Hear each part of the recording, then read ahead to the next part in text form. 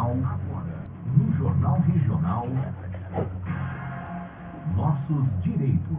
Com a participação do Dr. Adriano Ponce, juiz de direito do Juizado Especial Cível de Lins e também professor pelo Unisalesiano do curso de Direito. Olá, doutor, muito obrigado novamente pela sua presença aqui em nossos estúdios. Boa tarde. O assunto hoje é a tão polêmica discussão a respeito da diminuição da maioridade penal, né? Com certeza, Caio. Eu vou te confessar que eu não tinha formado uma opinião, mas participei de um evento do Rotary Club no final de semana e fui instado a estudar melhor o assunto. E vou adiantar, sou contra a redução da maioridade penal. Como você já noticiou no início do jornal, essa é uma opinião aí de pouco mais de 10% só dos brasileiros. Pois é, né? 87% nessa pesquisa do Datafolha disseram concordar totalmente com essa mudança. Mas a gente até compreende, eu não tenho pretensão aqui de ser dono da verdade, a gente compreende que as pessoas estejam realmente cansadas do aumento da criminalidade e que muitas vezes acabam compreendendo que essa mudança significaria necessariamente a redução dos índices. Mas alguns especialistas trazem dados interessantes que mostram, né, que essa alteração não significaria necessariamente alguma mudança do ponto de vista de combate à criminalidade. O que está acontecendo, na verdade? É bom que as pessoas entendam um pouquinho melhor. O artigo 228 da Constituição Federal fala que são inimputáveis os menores de 18 anos, Caio. E é justamente essa regra que a proposta de emenda constitucional 171/1993 tenta modificar.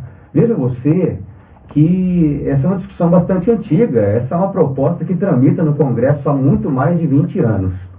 Muitos especialistas já se pronunciaram, então a gente entende que o público leigo acabe formando mesmo a sua opinião com uma certa rapidez, muitas vezes movido por outras que são divulgadas na imprensa, mas é preciso pensar nesse tema com muito mais calma. E até o próprio governo federal não tem uma ideia do que realmente acontece, parece que no país. O jornal Folha de São Paulo trouxe no domingo retrasado, né, uma reportagem que o governo, junto ao Congresso Nacional, discute esse projeto, mas com poucos números ainda a respeito. Pois é, olha, nós temos que levar em consideração várias questões. Por exemplo, já foi ventilado que muitos deputados são ligados a empresas que mantêm estabelecimentos prisionais privatizados no norte do país.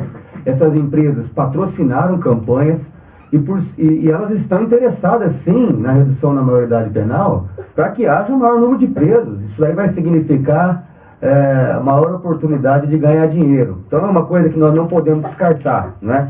Tem também quem faça a defesa da redução da maioridade interessado somente nos votos desses mais de 80% de brasileiros, né, não tão bem informados assim, que acham que essa é a solução. Na verdade, eu penso o seguinte, que reduzir a maioridade penal vai significar uma medida assim confortável para o governo, porque à medida que você reduz a maioridade, você encarcera, você prende, e você não precisa tratar, você não precisa ter uma estrutura de treinamento, de educação, de trabalho.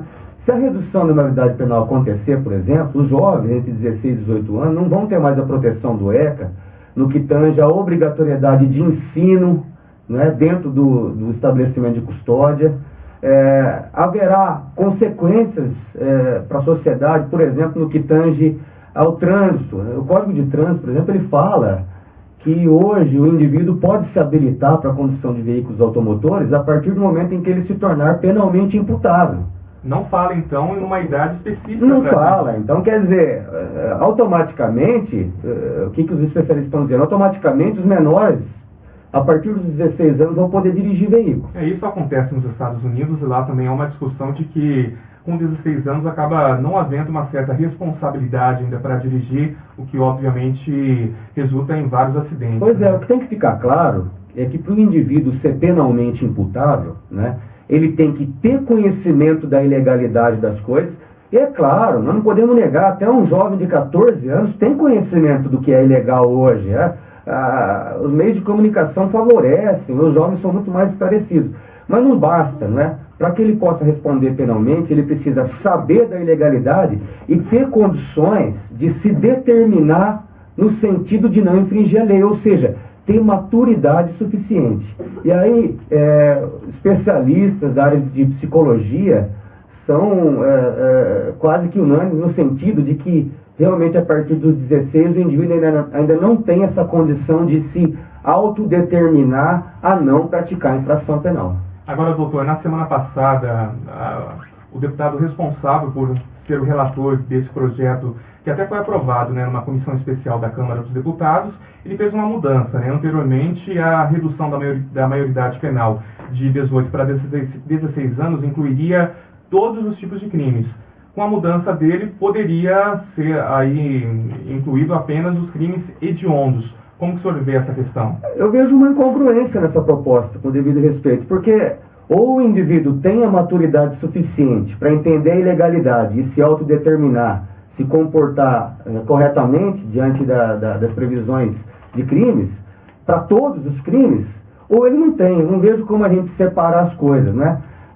Uma outra questão que foi levantada por alguns especialistas, por exemplo, pensa bem, no que tange aos hediondos. O estupro, por exemplo, é um crime hediondo. E hoje a lei fala que o indivíduo manter relação sexual com uma jovem de menos de 14 anos é estupro. Agora você imagina aquele garoto de 16 que começa um namoro com uma menina de 13, e aí a coisa evolui para uma relação sexual, então na verdade ele vai ser tratado pela lei penal como um estuprador com todos os rigores da lei dos crimes hediondos, né? Uma outra questão que também está sendo bastante discutida é de que o ECA, o Estatuto da Criança e do Adolescente, vai parar de amparar os jovens a partir dos 16. Então, será que nós poderíamos, a partir da aprovação da PEC, por exemplo, vender bebida alcoólica para os jovens? Será que não haveria mais condições de reprimir o fornecimento de substâncias que causam dependências, como cigarro, acorde de sapateiro e outros produtos? Parece que é o que vai acabar acontecendo. Então, no meu ponto de vista, existe uma pseudo-proteção com essa aprovação dessa PEC. O que vai haver, na verdade, é uma abertura para que os jovens estejam mais expostos. E aí alguém pode dizer assim, mas pô, Adriano, você não está atento ao que está acontecendo? Cara, as estatísticas mostram que os crimes graves praticados por menores de 18 anos são poucos. É uma minoria perto de um universo, né? Eu defendo o ponto de vista de que o combate à criminalidade vai muito além, né? É preciso que essa mobilização popular cobre do governo melhorias de infraestrutura, educação, oportunidade de trabalho, porque é aí que nós vamos recuperar o jovem, não encarcerando junto com outros criminosos, né? Nós sabemos hoje, por exemplo, que a reincidência nos estabelecimentos prisionais de maiores é da ordem de 60%. E a reincidência nos estabelecimentos de custódia de adolescentes não passa de 12%. O que mostra, então, que o problema da violência hoje não é o menor de 18, tá? É o que os números dizem.